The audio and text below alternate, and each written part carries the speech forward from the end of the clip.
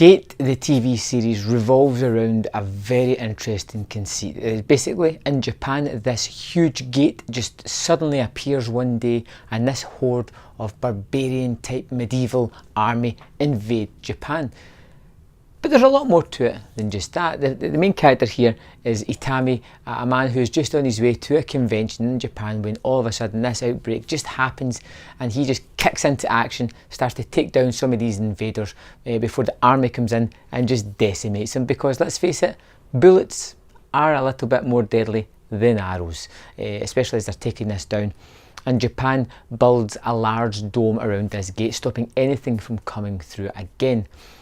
But they have this team, part of the Japanese self-defense force, that's going to go through and check out this new world, this new land that is there, and see if there's anything that they can do, create a relationship, make friends, hopefully not any enemies, and just kind of get a lay of the land. But this land is different from most because it is all different types of beings. It's got humans, it's got dragons, elves, dark elves, demigods.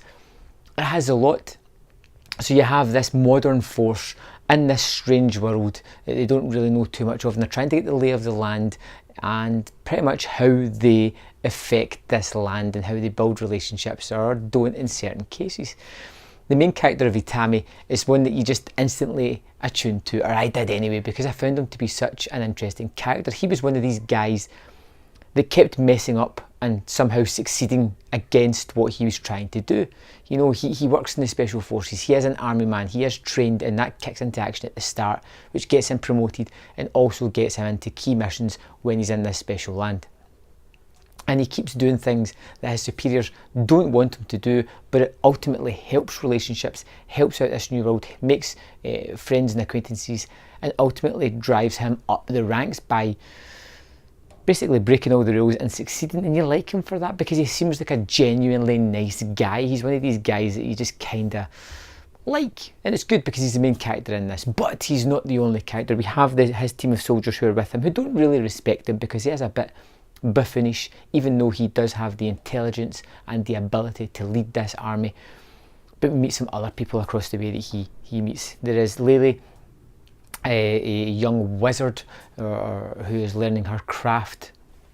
There is Tuka, an elf, and there is, and this is my favourite, Rory the Reaper, a demigod who is the god of death pretty much, and she is small in stature, but she just decimates hordes of people with her weapon of choice, and it's just amazing to see.